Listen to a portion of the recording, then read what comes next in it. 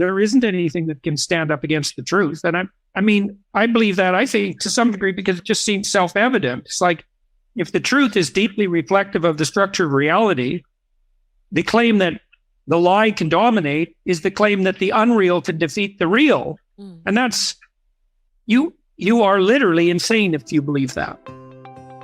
He's a clinical psychologist and a professor and a best-selling author, but I think the greatest thing about him is his commitment to unwavering truth. He just will not bullshit about things. He tells the truth and he digs in and he's willing to look for the truth. He doesn't believe he just has it, but he also studies. What I really wanted him to chat with us about today is, in the middle of all this chaos, seemingly chaos, there is a larger order, and the large order can be found by studying the stories of humanity.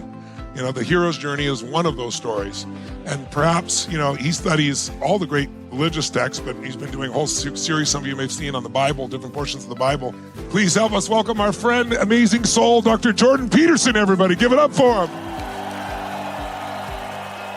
Jordan, thanks for joining us. Hey, it's good to see you. Good to see all of you there. Thank you for that introduction. Our pleasure. You have the floor, my dear friend. Well, I think we'll take off from that intro.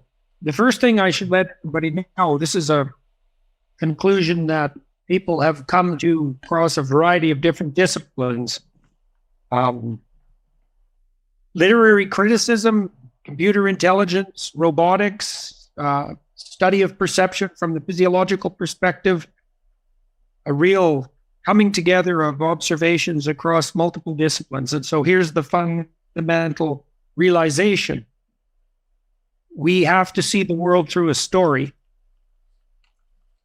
In fact, if you describe to someone the structure through which you see the world, what you're actually doing is telling them a story. So here's the way to think about it. When you go see a movie, it grips you emotionally. And the reason that happens is because the filmmaker, the writers, provide you with some insight into the goals of the characters. And when you can adopt someone else's goals, you can align your emotions with their emotions. And that means that you can feel what they feel, and that means that you can understand them. And so if you adopt the story that someone else is telling, then you can literally mimic them. You can mimic their nervous system with yours.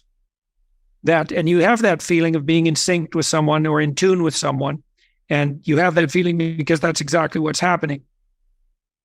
So not only do we have to see the world through a story, but the story that we see the world through determines how we respond to things emotionally. So this is a useful thing to know. You know, if the world is unfolding for you in a manner that you don't find particularly acceptable, if you're anxious and upset and depressed and hurt and hopeless, one possibility is that you're not looking at the world through a particularly productive story. Now, once you understand that you have to look at the world through a story, or that it's inevitable that you will, another question immediately arises, which is, well, what story do you or should you see the world through? And that's the subject of great debate. In fact, the whole cultural war that we're in at the moment, that's turning everything into a kind of chaos, is actually a debate between the promoters of different stories. Now, the postmodern and neo-Marxist types, they tend to insist either that all our stories are fragmented and subjective and hedonistic at their base. There's no such thing as an overarching, uniting narrative. That was the claim of the French postmodernists. Or there's an alternative claim, which is that the only story that really unites people, the only story that really exists, is one of power, and that you can see the whole world as a reflection of the competition between different stories of power. So when you hear the Marxist types, for example, make the claim that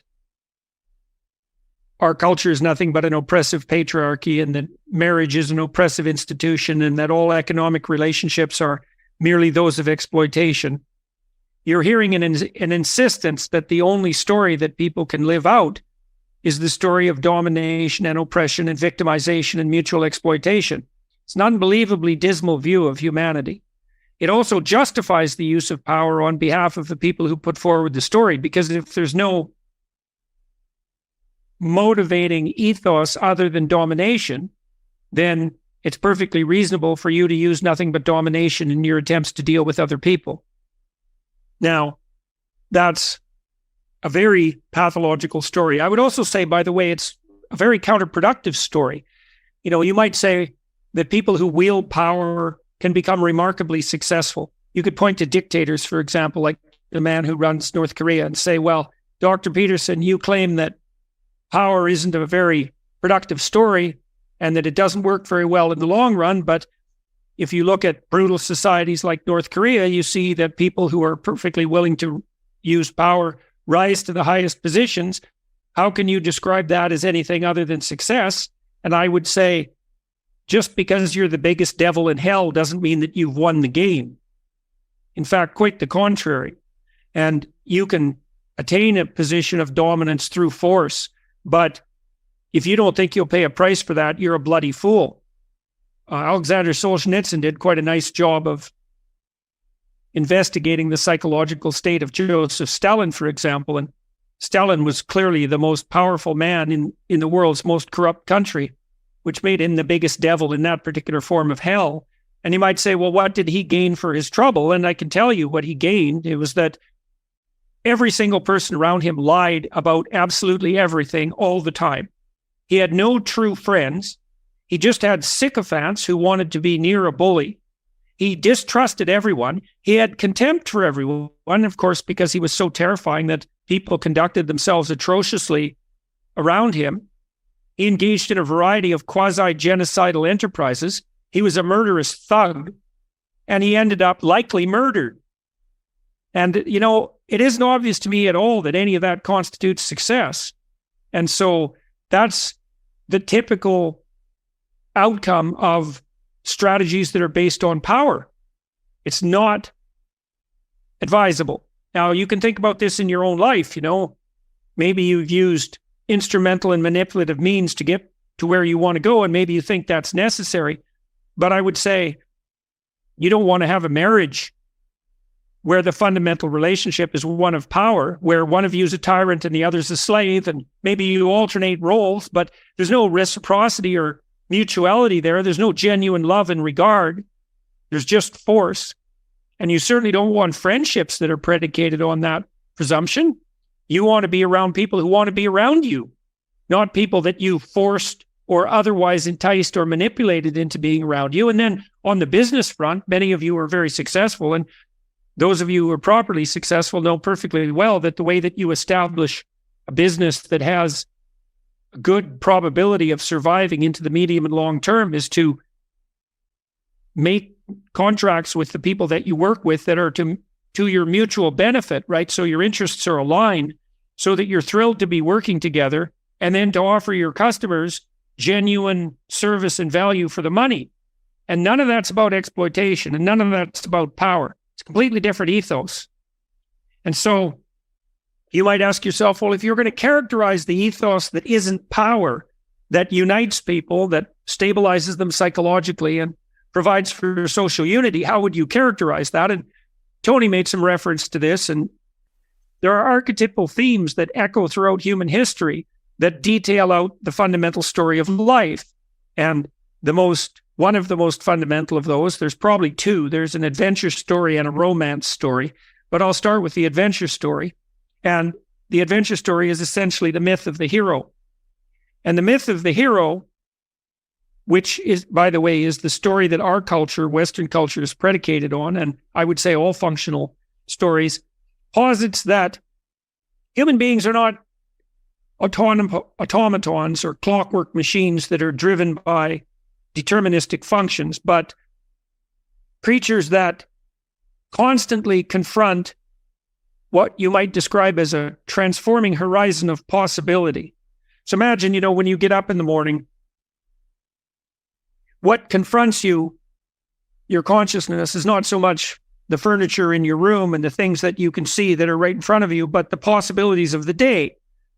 The possibilities of the day open up as that vast domain of potential occurrences that you can play some role in determining. You're going to be thinking about the problems that you have that need to be solved, and you're going to be thinking about the opportunities that beckon to you that you could, in principle, take advantage of and utilize, if you have any sense, to your medium and long-term advantage, and simultaneously to the advantage of the other people around you. And so you're contending with a realm of possibility, and you shape that with your vision. And the way that that's portrayed in mythologies of the hero is generally with some motif that's analogous to that of a dragon fight. And so you can think about St. George in that regard. And the ancient story is something like this. It's the story of The Hobbit, by the way. It's the story of The Lord of the Rings. It's the story of Harry Potter. It's the story of the movie Jaws. It's deeply embedded in the biblical corpus. It's Star Wars. It's everywhere. This story is that there's a city, and it's threatened by the emergence of ancient chaotic forces that were once under control. And a hero emerges who notes the onset of this threat, and who decides to step outside the bounds of the city and confront this creature, dragon often. And a dragon, by the way, a dragon is a symbolic representation of a predator. You know, people say there's no such thing as a dragon, but it's an imaginary creature. It's like, that's actually not true. What a dragon is an amalgam of the features of the creatures that have classically preyed upon human beings. So it's a predatory bird and a predatory cat and a predatory reptile and the destructive force of fire all combined. And so dragon and predator, dragon is the image of predator. And the ancient human idea is that our consciousness, our heroic consciousness, is that which moves out into the world to confront the eternal predator and to overcome it. Now, we obviously do that because we can protect ourselves and our children from predatory beasts. We can also protect ourselves from predatory people, and we can protect ourselves from the predator that lurks in our own heart. That's more of a spiritual twist on the classic St. George and the dragon story, let's say, which is in variant forms the oldest story that we know. What's the idea? Well, the eternal dragon of chaos always threatens the habitable city.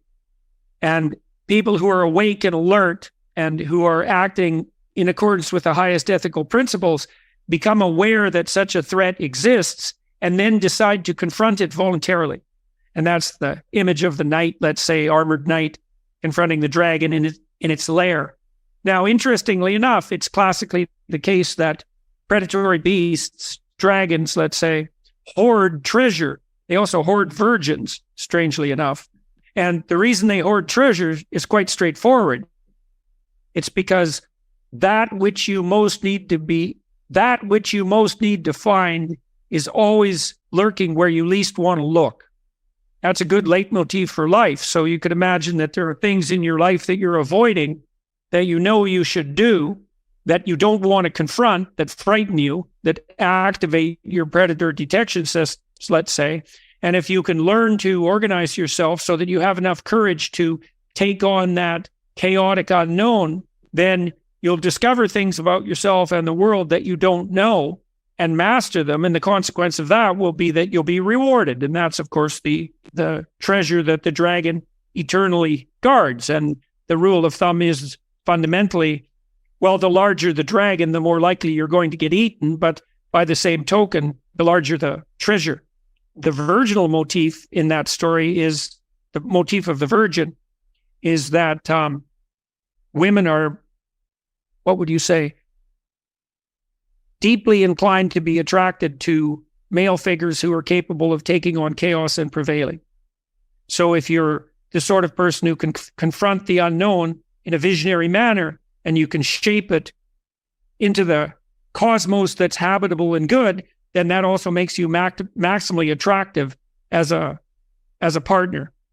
And that, as I said, that's the oldest story we know. In fact, the oldest written story we know is a Mesopotamian story called the Enuma Elish, where the main hero, Marduk, is in fact a St. George-like figure who confronts a dragon who threatens the entire world with destruction. And that's essentially the motif of most adventure stories. Sometimes the hero confronts a giant instead of a dragon, and the giant is usually a symbol of something like the corrupt state. So, there's two variants of heroes, and one variant of hero confronts chaos as such, just disorder and uncertainty, and the other variant of hero confronts corrupt gigantism. That's a good way of thinking about it, and that's another eternal enemy of human progress on the psychological and social front, right? The tendency of organizations to develop into tyrannical giants that have to be slain in order for proper order to be established. And so that story of confrontation with chaos is extraordinarily deeply rooted in Western culture. You see it expressed in its most fundamental form, arguably, in Christianity, because the crucifix itself is a symbol of something like chaos. So imagine, if you're thinking about this psychologically, one of the things you might ask yourself is, why have we collectively been gazing, for example, at this terrible figure of the crucifix for 2,000 years? And to get a sense of how shocking that is, imagine that the object of worship was a man hanging with a broken neck from a noose. It's exactly the same kind of image. It's an image of state-sponsored torture, fundamentally. It's an image of, what would you say? It's an image of the sum total of all vulnerable possibilities. And so in the Christian story, the eternal Redeemer, who's in principle the model for behavior, is the person who voluntarily takes on the entire chaotic weight of existence. And so in Christ's passion, all the terrible things that can happen to any particular person are amalgamated together and form part of his catastrophic adventure. And so you could imagine in your own life, and this has already happened to many of you in many ways, well, what terrible things might happen to you? Well, you can be hurt physically, badly. You can be tortured, let's say. You can be put to death. You could be tortured physically and be put to death young. That could happen as a consequence of being betrayed. It could happen as a consequence of being betrayed by someone extremely close to you, let's say your best friend or your marital partner. It could happen because the state turns against you. It could happen because the state turns against you even at the hands of your own people. And that could happen to you even if you were innocent. And so you can see that in some ways that's the sum total of all possible fears. And the crucifix is an image of the sum total of all possible fears. And the reason that it's a redemptive symbol, at least in part, is because, and this is why there's a Christian injunction, let's say, to pick up your cross and stumble uphill with it, let's say, to pick up your cross and bear it. The idea is that you're going to be best prepared to take on the true difficulties of your life by confronting the potential existence of all of those problems before they make themselves known. Because I could say, if you all wanted to be more resilient in your life, and that would mean less stress, that would mean less anxious, mean less subject to pain and depression and nihilistic thoughts, and more able to spring back when trouble visited you, one of the ways that you could make yourself more resilient would be to envision, for example, how you would react to, well, perhaps bad medical news on your behalf or on the behalf of someone you love, or betrayal by someone close to you, including yourself, or being potentially mobbed and alienated by your social group or your ethnic group or your political group, or being subject to the tyranny of the state or your own weakness. To walk through that and to face that as a, what would you say, as a inevitable likely reality and to fortify your character in, what would you say, in preparation for that eventuality. And you could ask yourself as sensible people, well, how the hell could it possibly be any different? You know perfectly well that you're not going to be prepared to confront anything that you avoid. Obviously, how can you prepare yourself to confront something that you're going to avoid? And given that you know that your life is going to be rife with a set of irreducible difficulties, how could you possibly be any better prepared than to face that beforehand and to understand that that's part of your destiny? And then even more, to take that on as voluntarily as something that you're not only willing to do, but maybe capable of learning to do, well, with, I suppose, in a spirit of radical acceptance, and maybe even now and then something approximating joy. You know, it's a lot to ask for, right? That you have to maintain your moral compass and your hopeful optimism in the face of the worst that can happen to you. But what the hell's your alternative? You know, if the chickens do come home to roost and things start to go badly for you, and you are terrified by that and embittered as a consequence, and then you turn away from what's positive and highest, all that's going to happen clearly is that your suffering is going to get a lot worse, and that you're going to distribute that suffering to the people around you. So, like, how in the world is that going to work?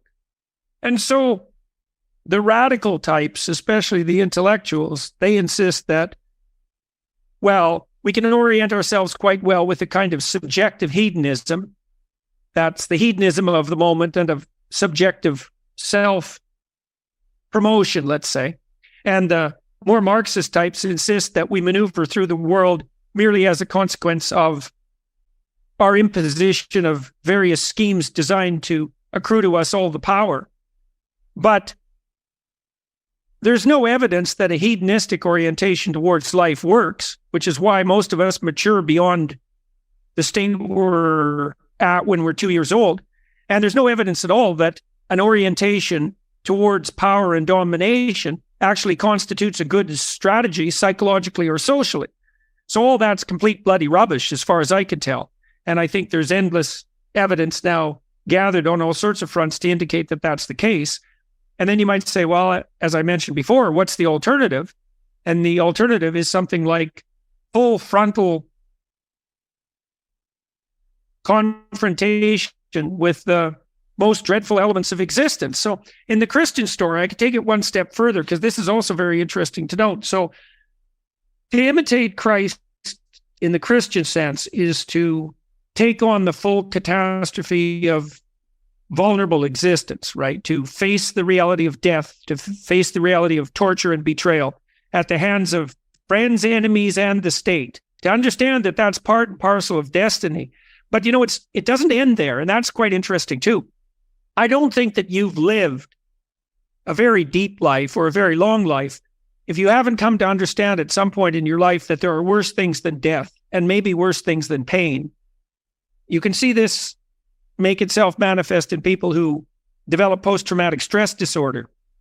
People who have PTSD are generally not merely people who've been hurt by life. They're people who've been touched by malevolence. You know, and it's one thing to suffer, but it's another thing to suffer pointlessly at the hands of people who are doing nothing but trying to produce suffering. And that's not a bad definition of evil. And so, and anyone with any sense who has paid any attention at all, for example, to the history of the 20th century, knows perfectly well that a sensible person clearly admits to the existence of evil. I mean, how else would you characterize what happened in Nazi Germany, or in the Stalinist Soviet Union, or in Maoist China, or now in North Korea? I mean, if you don't think that's evil, then you don't attribute the same meaning to the word that I attribute to it, let's say.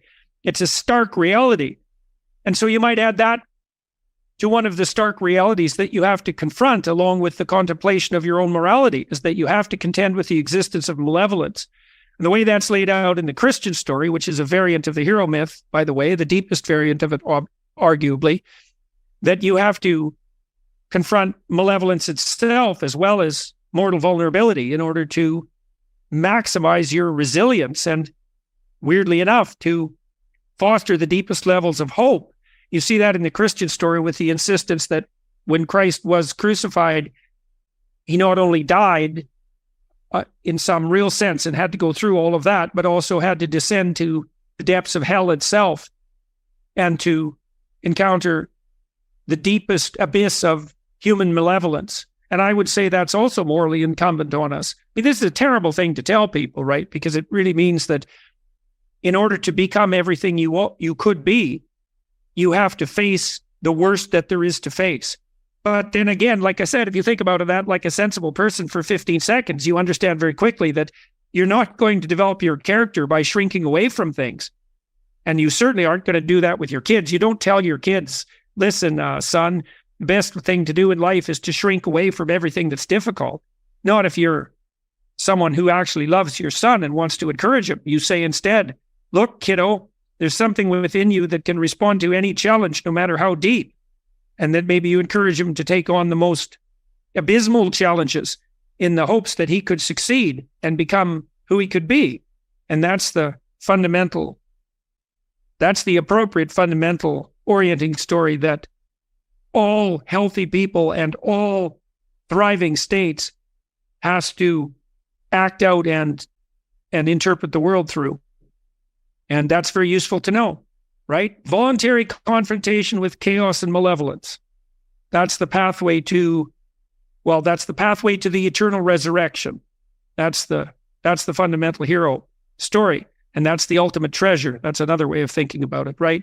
That's how you gain your life, by losing it. And there's nothing in that, as far as I can tell, that isn't just true psychologically and psychophysiologically and scientifically and theologically. And so, well, that's probably a good place to end that. That was spectacular. Exactly what we were wanting, talking about why all this occurs. There's a greater and higher purpose for it all. So we have some questions for Jordan. Who's got some questions out there, ladies and gentlemen? Yes. I have like 6,000 questions, but I'll go with one. And just on a macro level, I have 3 older children. They're 23, 21, 19.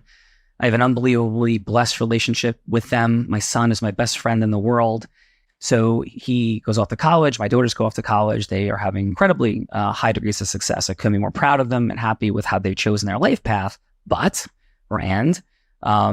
there is just such an unbelievable dynamic through the social dilemma and through the professors that they experience on an everyday basis. So my question is, what do you do? What do you do? Like with this world, how would we protect our children, our loved ones at the highest level? I think you've already answered that question in your question. I mean, you said, first of all, that you have a very good relationship with your children. So congratulations on that. You said they're out there in the world, making their way forward on multiple fronts simultaneously. They're doing everything they can to pursue the truth. That's what you do. And that doesn't mean that the victories that you attain are going to be obvious or easy. I do believe that there isn't anything that can stand up against the truth. And I believe that, I think, to some degree, because it just seems self-evident. It's like, if the truth is deeply reflective of the structure of reality, the claim that the lie can dominate is the claim that the unreal can defeat the real. And that's, you are literally insane if you believe that. Yes. So if your children are doing what they can to live by and speak the truth, they'll find their way. And the beneficial consequences of that wayfinding may not be immediately obvious, but that's also partly why you need to have faith. Because here's a good way of thinking about faith. Let's say you have faith in the truth. Well, but then if I tell the truth, I'm going to get into trouble.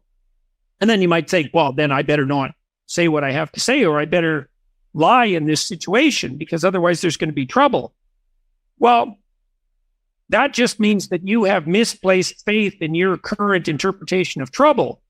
Because a deeper faith says, and this is very useful to know, if you're telling the truth, whatever happens is the best thing that could happen. Yeah. Right. That's the statement of faith. So in the opening sections of Genesis, it's the word of God that creates habitable order out of chaos. And that's analogous to this process I described before of confronting chaos and generating order in consequence.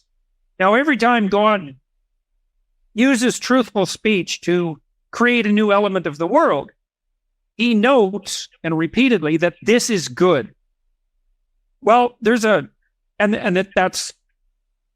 process is also something that people can replicate, made as we are in the image of God. That's the thesis of the text.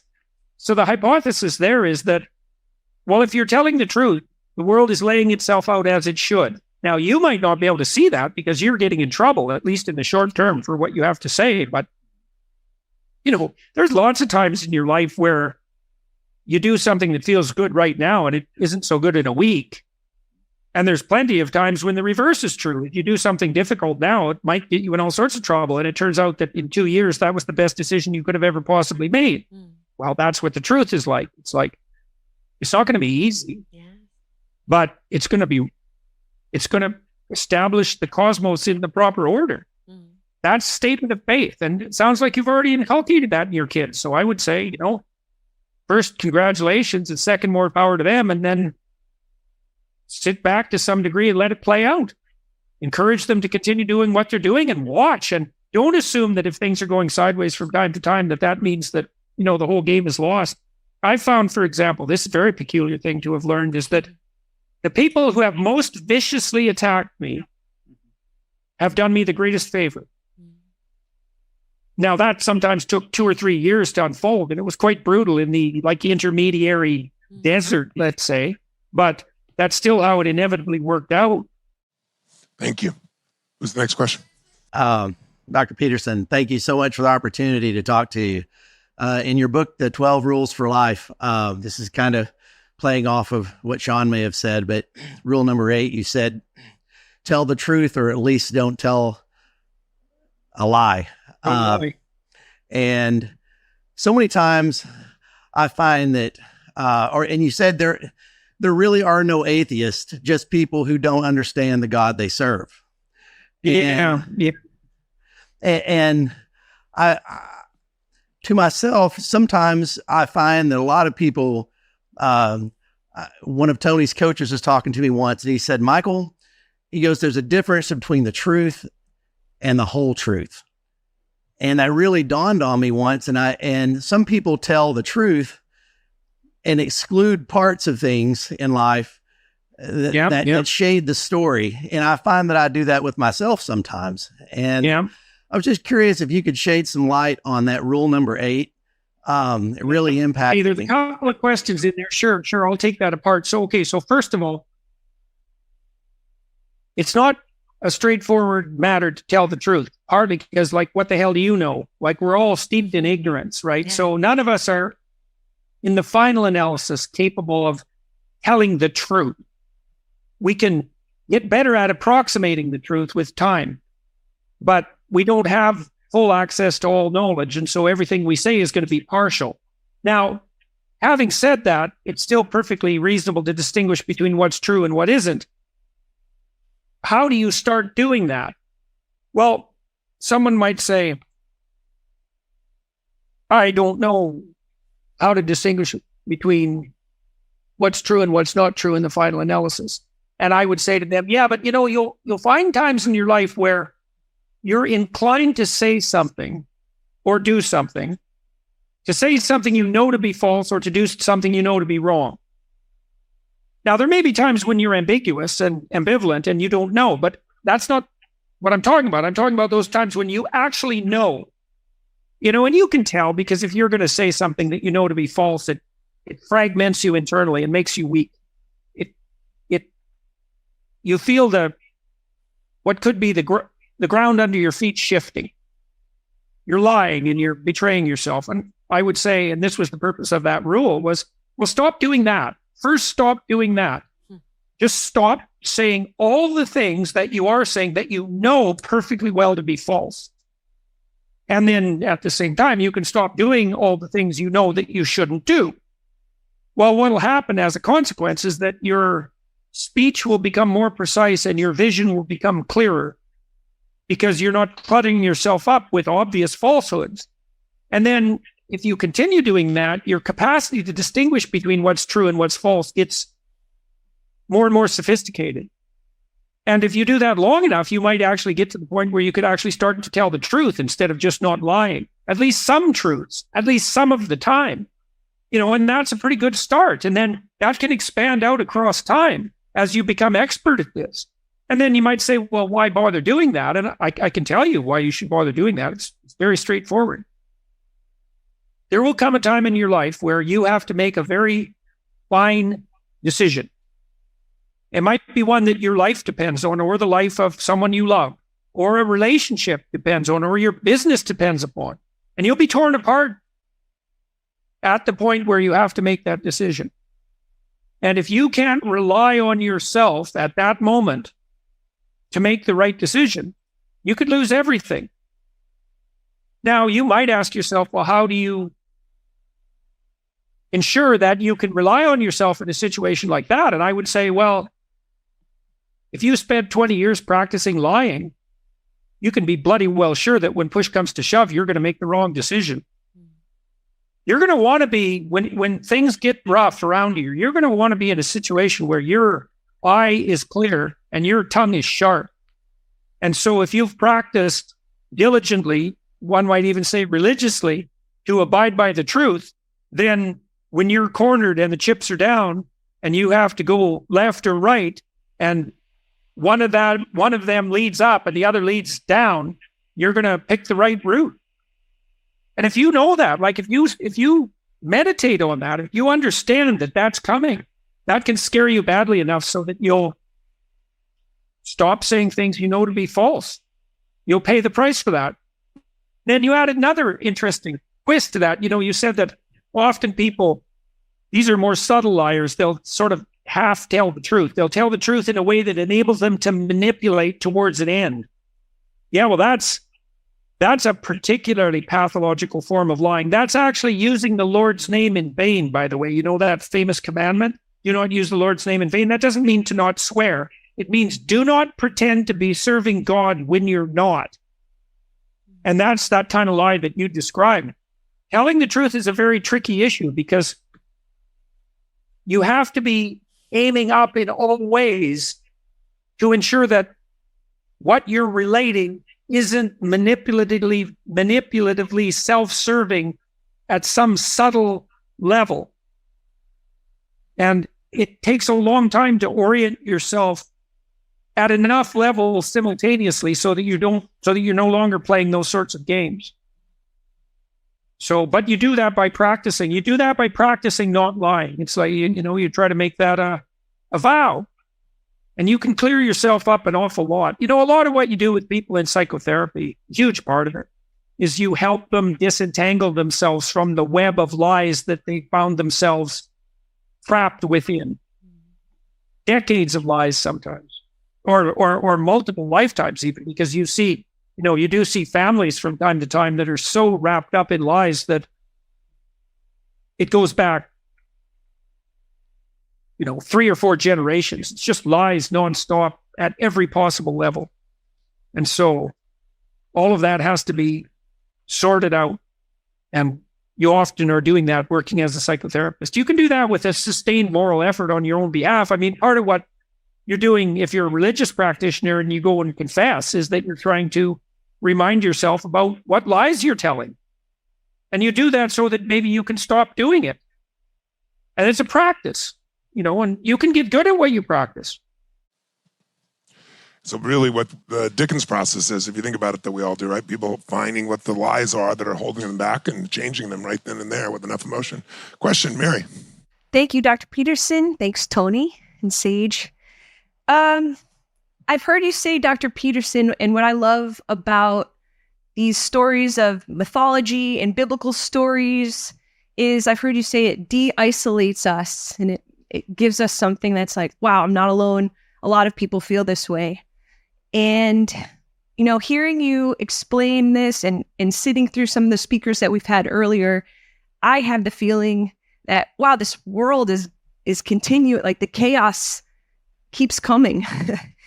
And it feels like overwhelming when I really think about the big picture of it sometimes, and the complexity of it all, and the things like, I will never understand this, whether it's financials or AI or all that the world is moving into, the dynamics of countries. I'm shaking just talking about it.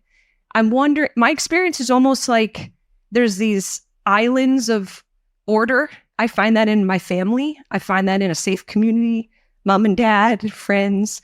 But it's like, I don't know if that's a woman's perspective of like, wow, there's a lot going on out there.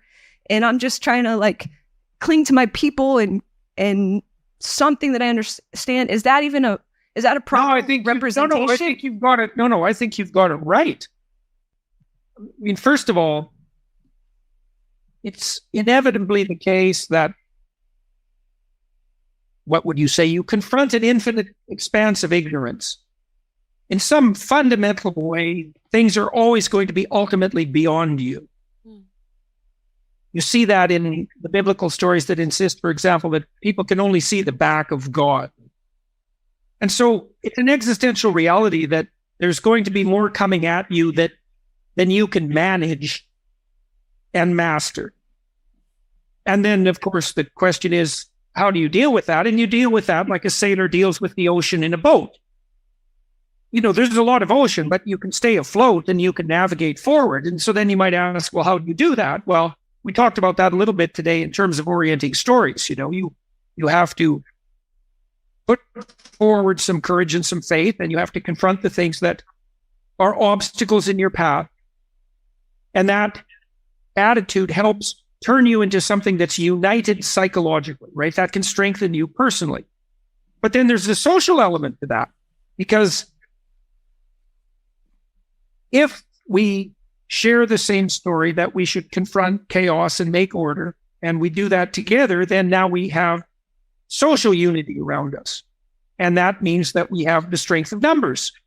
Part of the reason that I've been able to maneuver through the political turmoil that I've been mired in is because I have great family. They're very supportive. And I have a lot of friends who are tough people, and they were behind me. And I have a broader social community, and that fortifies me. And that's the kind of unity in numbers and in belief that does help you maintain your integrated spirit through the chaos of life. That's not weakness. That's a necessary observation that part of your sanity depends on the proper harmony you establish with the social community. Now, the female part of that might be that the female locus of concentration is more local, right? And more familial. But that's not a bad thing. Someone has to bind the damn families together. Mm-hmm. And to some degree, we're islands unto ourselves, but to some degree, we're all members of family first and then community second. And it's not inappropriate at all to make the family level of social integration a fundamental point of concern. And I do think that's the natural resting place of women, partly because they have to take care of infants and young children. And that's not a weakness. It's just a difference of approach. It's nothing to be ashamed of, and it's a virtue. Now, it does mean that we still have to face the complex problem of how you integrate the integrated family in the broader community. And I would say that's a more masculine problem. Now, that doesn't mean men and women can't address the same damn problem, but all things being equal, there's still a different level of natural concern. None of that's reason to feel guilty.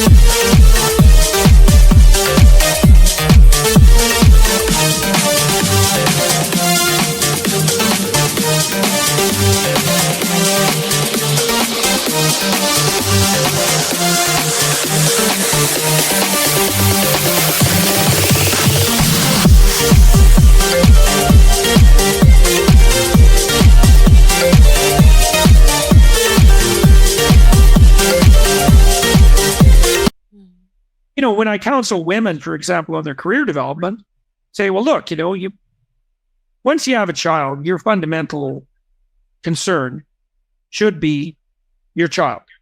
And that's true whether you're a father or a mother, but it's particularly true if you're a mother, especially if you have an infant. Then women will say, well, what do I do about my career? You know, I feel guilty because I'm not pursuing my career, or I feel guilty when I'm pursuing my career that I'm not attending to my child. Women can be screwed both ways in that matter. We'd say, well, look, it's perfectly reasonable for you to model successful adaptation to the broader social community for your kids. You know, you have to get your act together. You have to get your family together. Then you have to integrate you and your family in the broader community. You should be serving all of that simultaneously. That's a virtue. And women might approach that family first and broader social world second, and maybe men the other way around. No, it's a loose rule of thumb, but both of those approaches can work just fine, and they work great in tandem. Beautiful. One more. Dr. Peterson, thank you. The question I have for you is, there's a lot of chaos in the world, and I sometimes wonder what, or maybe have a hard time deciding what part of the chaos am I responsible for uniquely confronting. So Tony's very passionate about ending hunger, for example, with their billions of meals. And I have kind of racked my brain over time and not found that same kind of passion for a particular, cause like that. And I wonder how might a person, make that choice? That's a great question. Well, I'll tell you a little story first that's worthwhile knowing. So it's a story from Exodus, and it's the story of the burning bush, which is kind of a mysterious story. And so here's how that story essentially goes. So Moses is trying to find his way, right? He's trying to identify his destiny, and he's off wandering down a pathway, minding his own business one day, and something attracts his attention. It sort of glitters and glimmers off to the side, and it pulls him towards it. Now he has to decide to step off the path and go investigate. The story makes that quite clear. And this is a burning bush, not a burning forest. It's not so overwhelming that you can't avoid it. All right.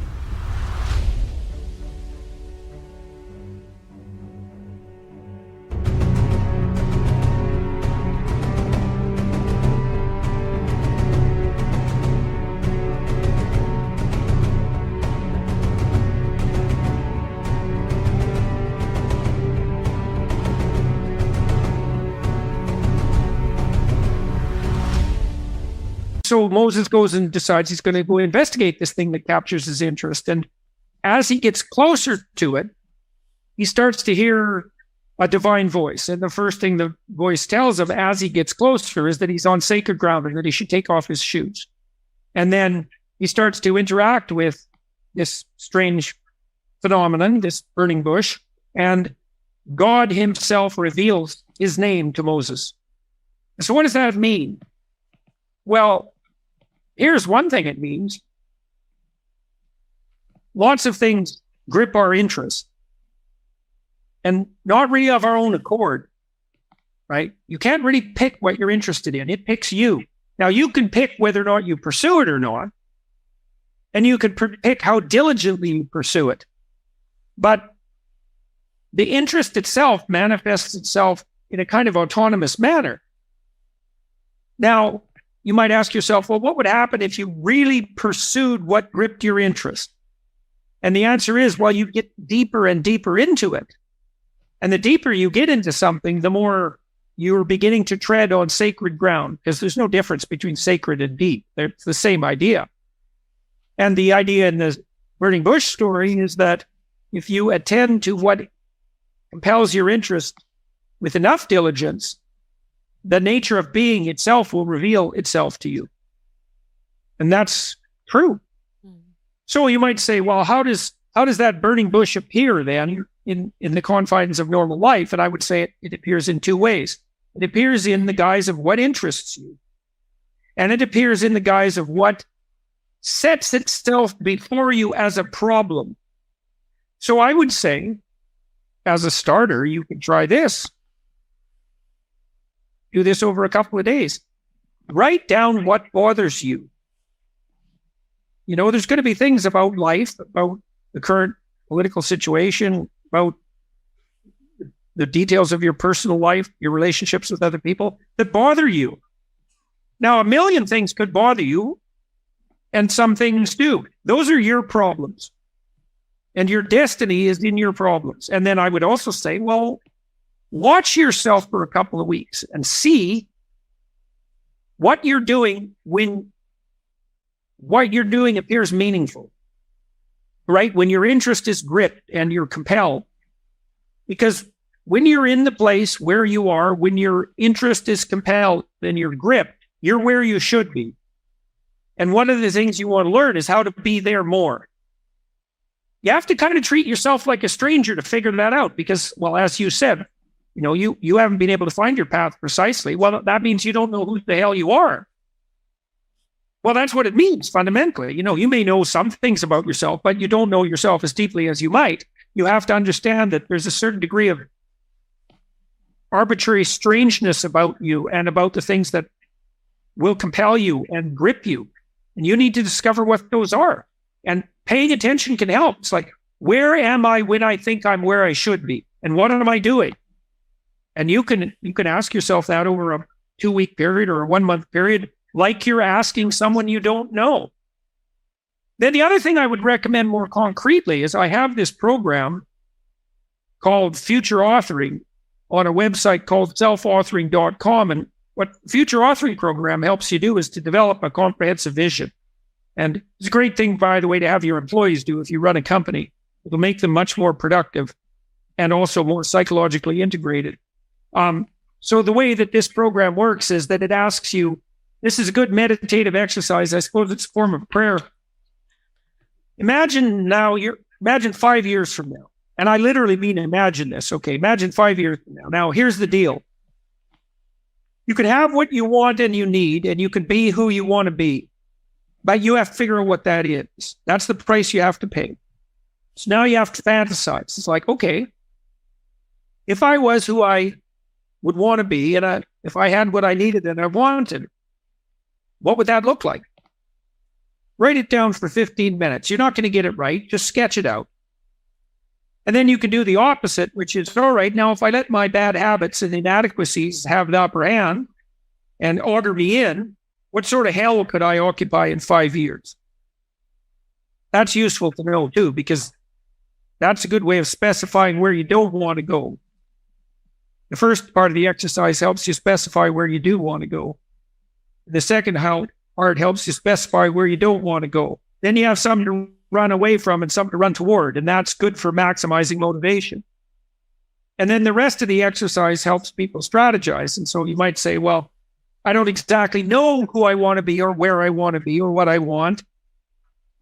And I would say, well, here's some hints. If your intimate relationship with what you wanted, what would it look like? If your friendships were constructed the way you wanted them to be, these are questions you have to ask yourself. What would that look like? If you were educated to the limits of your intelligence, what educational strategy would you have to pursue? What job or career would you want or need if you could have what you wanted or needed? How should you use your time outside of work? How would you take care of yourself mentally and physically? What services might you render to your family and your community if you could do it in the manner you wanted? And that's 7 different questions, to sort of differentiate your life. Man, it's worth spending a few days figuring that out. We did that with university students before they went to university, and it dropped their dropout rate 50%. 90 minutes of writing dropped their dropout rate 50% and raised their grade point average 35%. So you need a vision, man. You need a vision. And you can develop a vision by pursuing what's interesting to you. You can develop a vision by taking the problems that beset you seriously. And you can develop a vision by working with yourself to develop a vision. Let's say you love someone, maybe you have a friend, maybe it's your wife, maybe a child, and you really love this person, and you say to them, I really like to know what you want, and knowing that, maybe I can figure out how to help you. If you would let me know. You can ask yourself the same damn question. Imagine that you dared to assume that you were worth attending to, and that it would be okay if things worked out optimally for you in the best possible way. Just imagine for a moment that that was okay. Well, then you could ask yourself, well, all right, what would that look like? That's an unbelievably useful exercise. So that's a prayer, man. That's a prayer fundamentally. And that's a prayer devoted towards the seeking of a revelation. Jordan, we're right on the time. I know you have tight time and we're down to the last minute of it. We just want to thank you for being a prayer answered for so many of us in the world by your example of love and of integrity and of joy. Please give it up for Jordan, ladies and gentlemen. Jordan, it's Sage. We just wanted to say thank you. It's such an honor to have you here, and thank you for your sincerity. Thank you for your goodness. Thank you for your brilliant mind, your generous heart, and for shedding illumination on this beautiful path called human life. You're doing it so beautifully. Love to you and Tammy, and God bless. We love you. See you soon. Thank you.